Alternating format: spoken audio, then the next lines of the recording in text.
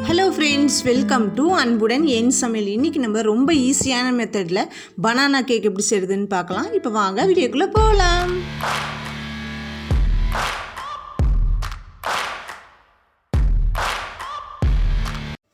இப்போ நம்ம dinner ready பண்ணிடலாம். ஃபஸ்ட்டு நான் இன்றைக்கி 7 இன்ச் பேன் எடுத்திருக்கேன்.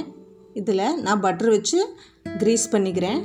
நீங்கள் ஆயில் இருந்தால் ஆயில் கூட அப்ளை பண்ணிக்கலாம். இதுக்கு மேலே பட்டர் பேப்பர் விரிச்சிட்டு மறுபடியும் அதுக்கு மேலே க்ரீஸ் பண்ணிக்கலாம். இப்போ நம்ம டின்னர் ரெடி பண்ணியாச்சு. இன்றைக்கி நான் 3 பழுத்த வாழைப்பழம் எடுத்துக்கிறேன். எந்த பழம் வேணாலும் எடுத்துக்கலாம். தோலை ரிமூவ் பண்ணிக்கலாம் ஃபஸ்ட்டு. இப்போ நான் சின்ன சின்ன ஸ்லைசஸாக கட் பண்ணிவிட்டு அதுக்கப்புறம் பிளெண்ட் பண்ண போகிறேன்.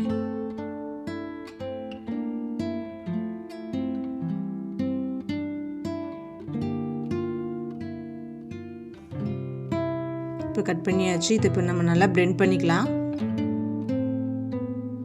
இது நம்ம ஃபைனாக பிளெண்ட் பண்ணணும்னு கிடையாது, கொஞ்சம் திருன்னு இருந்தால் கூட போதும்.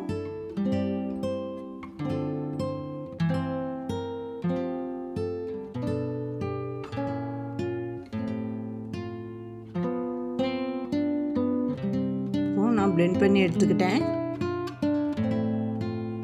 இதில் நான் 2 முட்டை சேர்த்துக்கிறேன்.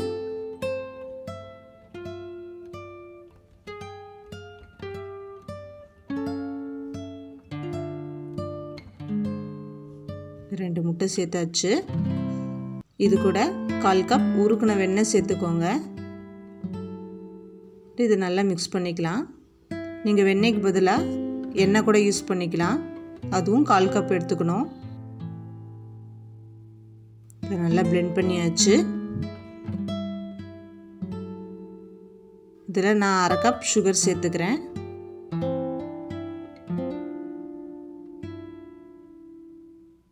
இதையும் நம்ம நல்லா பிளெண்ட் பண்ணி எடுத்துக்கலாம்.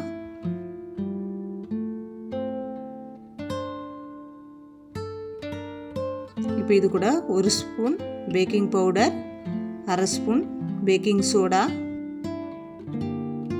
1/4 ஸ்பூன் போல் சின்னமன் பவுடர், 1/2 பிஞ்ச் போல் சால்ட்,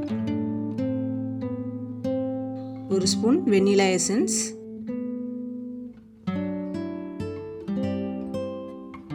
இப்போ 1 கப் மைதா மாவு எடுத்துக்கிறேன். அதை நம்ம சலிச்சு சேர்த்துக்கலாம்.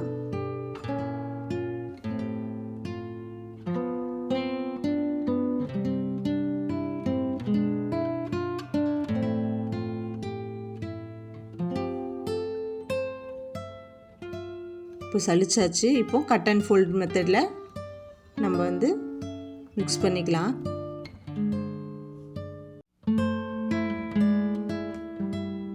இதோட கன்சிஸ்டன்சி பார்த்திங்கன்னா ரொம்ப திக்காகவும் இருக்கக்கூடாது, ரொம்ப தின்னாகவும் இருக்கக்கூடாது.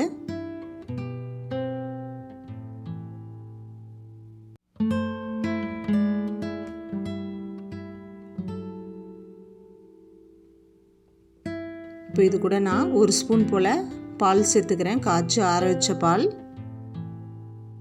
மில்க் சேர்க்கறதுனால நம்மளுக்கு ஒரு நல்ல மாய்ஸ்சர் கிடைக்கும் கேக்கில்.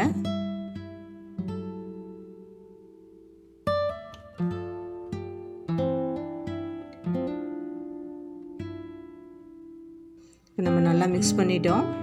இப்போ இது கூட நீங்கள் எந்த ட்ரை ஃப்ரூட்ஸ் வேணாலும் சேர்த்துக்கலாம்.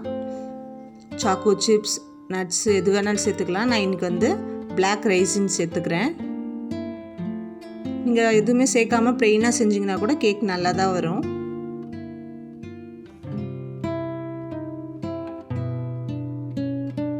மிக்ஸ் பண்ணியாச்சு.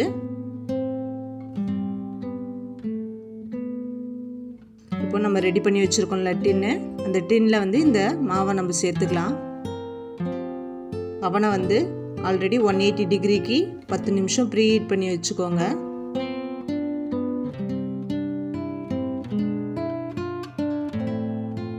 நல்லா டேப் பண்ணிக்கலாம். இப்போ ஓவனில் ஒரு 30லேருந்து 35 நிமிஷம் வரைக்கும் அது பேக் ஆகட்டும். எனக்கு கரெக்டாக 30 நிமிஷம் ஆச்சு. நம்ம கேக்கும் ரெடி ஆகிடுச்சு.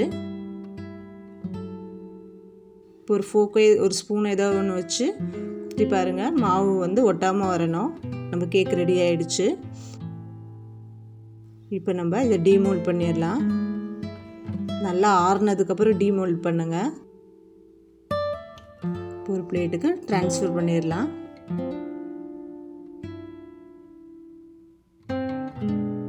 இப்போ மேலே உள்ள பட்டர் பேப்பரையும் நம்ம ரிமூவ் பண்ணிடலாம்.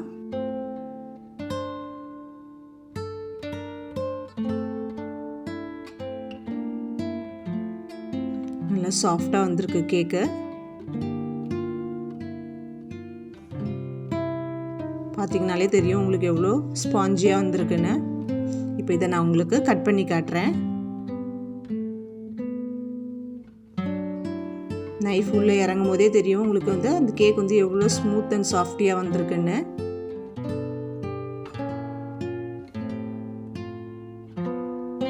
இதோட டெக்ஸ்சரும் பார்த்தீங்கன்னா ரொம்ப சாஃப்டாக இருக்குது.